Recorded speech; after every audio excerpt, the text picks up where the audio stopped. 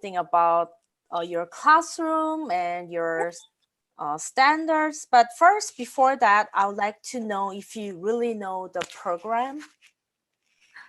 So Joanne sent me some information about it. I haven't yet had a chance to read about it, but my understanding is it's a teacher training program. Yes. Okay. I'm sorry, I haven't read up the document yet. No, don't worry. But I just wanted to know that we use some standards, like specific standards, to for you to grade it and just okay. Let me share you my screen for about standards. So, so this is our standards. So Okay. yes. So can you see the The website? rubric. Yeah, rubric. Oh, okay. And this is the score, and you score based on the standards for each week. Okay. Okay. So I guess I'm in module 7, but actually my teaching will happen in module 8. So it will be around like I'll let you know through the email, okay? And before that, I really want to know like the lessons that I will teach during the first week. So what I'm going to teach based on like what textbooks or what stuff that I need to teach in the first week. Right. So our current unit is on it's science, so it's forces in motion. So the students are studying forces in motion. Today we just did a lab where we worked with static friction to determine what sorts of things create more static friction or less static friction. Let's see here. Our specific textbook we use is Science, A Closer Look. It's a Macmillan McGraw textbook. Can you see it? Not can I see closer? Yes, the Science. Okay. Yes. Okay. So let's see here. Depending on which weeks you're here, basically we're working on forces, motion, and then we'll be working on energy after that. So those will kind of be the topics we're covering through pretty much the end of the year. We might have a little bit of flex time towards the end of the year where we can look at some astronomy, but other than that, we're just looking at forces, motion, and energy. Oh, energy. Oh, okay. So do you know what type of standards do you use in the standards here? There is in fact a standards that's right in the book. Hold on. When I had in previous units and activities, I used NGSS like that. The NGSS standard. It's like a science standard. So is it okay for me to use that? Because yes. If that's the one that you're most comfortable using, it is fine by me. Yes, our science standards are: number 1, understands and utilizes science processes. Number 2, makes connections between science and society. Number 3, uses observation and recording skills to collect and organize information. Number 4, reads and comprehends grade level science technical texts, including other graphic sources, independently and proficiently. Number 5, writes explanatory text to examine a topic and convey information clearly. And finally, understands either physical earth or life science concepts. So our standards, I feel like, are very general. Yes, so okay, I can use that standard too, because that sounds more like a basic, I guess, basic standard for all the sciences. So maybe I can use that. And so for the lessons that I teach during the first week,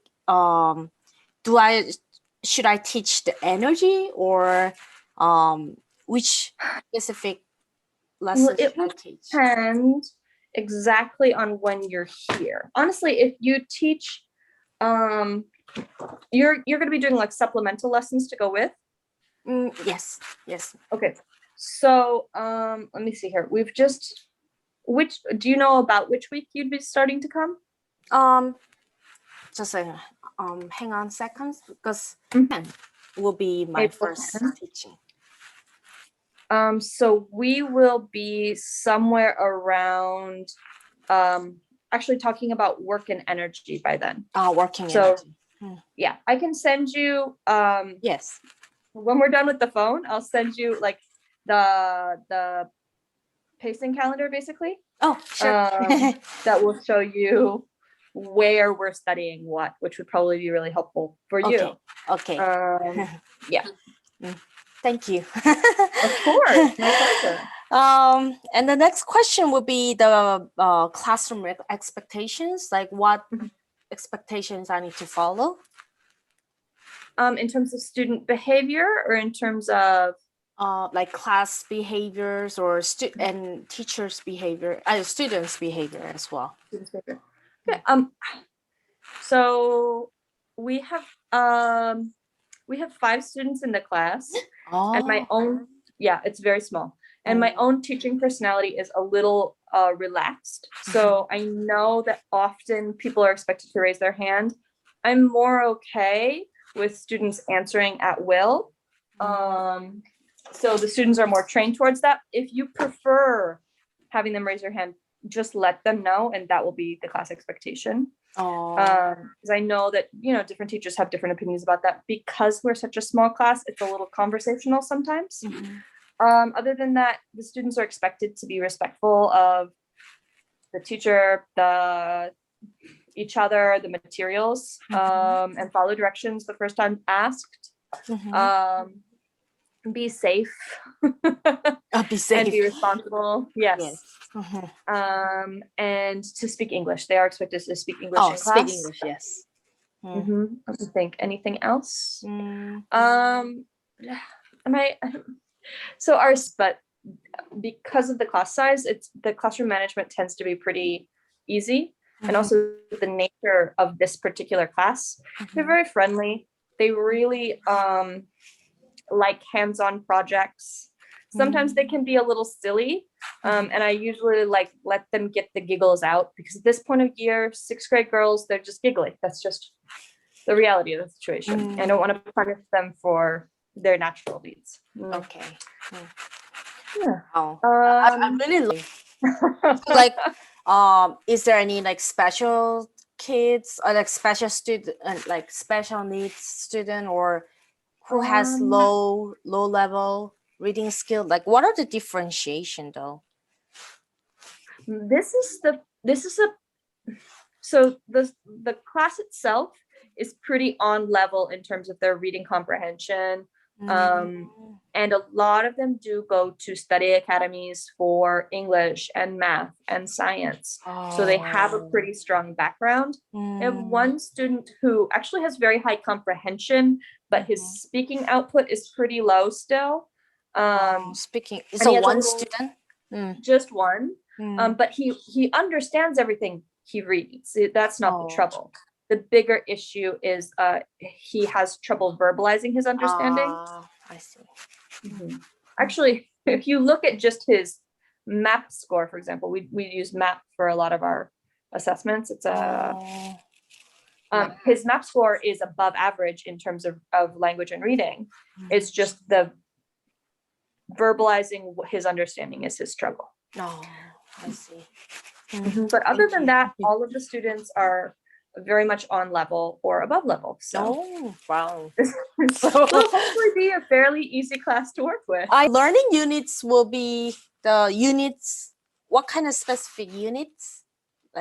As you mentioned, force of motion, right? Yeah. So we've just done forces in motion. Our next unit will be changes. So it's 1 lesson per week, and I try to do a lab with them every week as well. So 1 lesson per week, right? For example, waves and sounds. You teach them waves and sounds for a week, right? Yes, for 1 week. 1 week. Okay. Then, what are the learning objectives, though? Is it pretty much? I guess they are pretty similar, right? Yes, essentially picture and send it to me through email. Yes, okay. And it's a lot, yeah. Okay, I really appreciate that you took time with me Of because course. I know you're very busy in teaching, and It's really my pleasure. okay. I actually really am passionate about new teacher education. So this